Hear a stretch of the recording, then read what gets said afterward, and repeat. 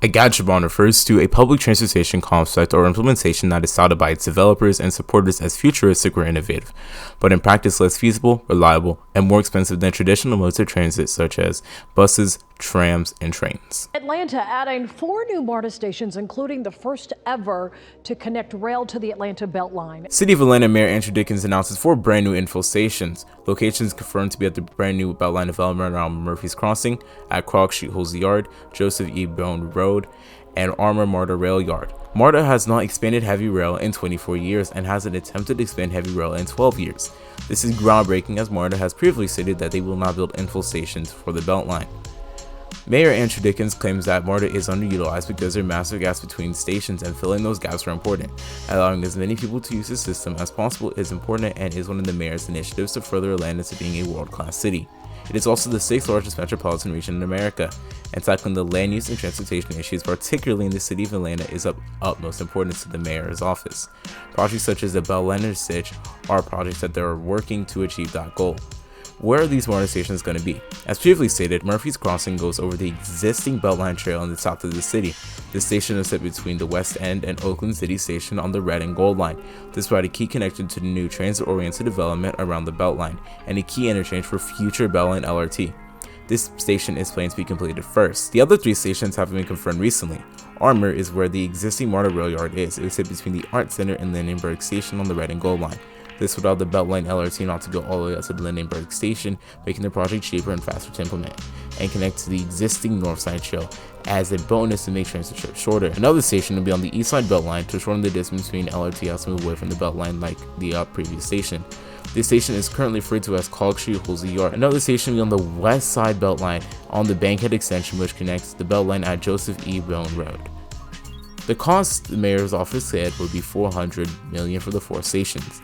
Assuming half the funds will be paid for by the federal government, $200 million will be paid for by the local government. More MARTA half-cent sales tax will pay for part of it, and the rest will be paid from the tax allocation district, and the developers will also fit the bill. This is where the video would end, but the mayor recently announced that the time frame of the construction will be within the next 6 years. But Beltline Light Rail Transit is not as set in stone, as MARTA and Beltline Inc. are looking into gachapons. Brother,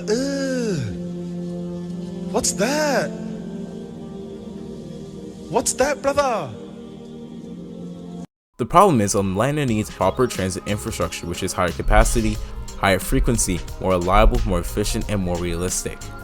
These solutions are often floated by companies that don't have the best interests at heart. For example, the Vegas Loop was touted as a solution that would be better than traditional transit and ended up falling flat, as it does not have the same capacity nor efficiency of trains or buses. The vehicles can only hold 4 passengers, requiring a driver for each one, compared to the bus that carries 43 passengers sitting and another 20 to 40 standing.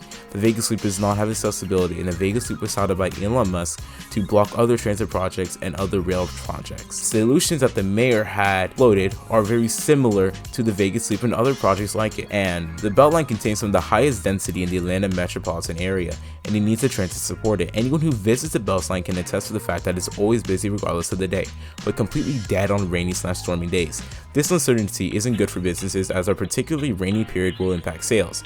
Beltline LRT removes the uncertainty left by the weather and allows more people to enjoy the Beltline that cannot afford an e-bike, or elderly, people that are unable to walk long distances, or are disabled. The Beltline has always been a transit project, and the residents along it are in favor of transit, 70% of which, who voted in 2016, voted in favor of the more MARTA sales tax. Better Atlanta Transit is an anti-transit 501c3 nonprofit that was propped up by oil companies and oil lobbyists to block Beltline LRT so people can still rely on car dependency and keep the trail as inaccessible to others as possible. And by allowing this project to be stopped, what are we showing to the rest of the world?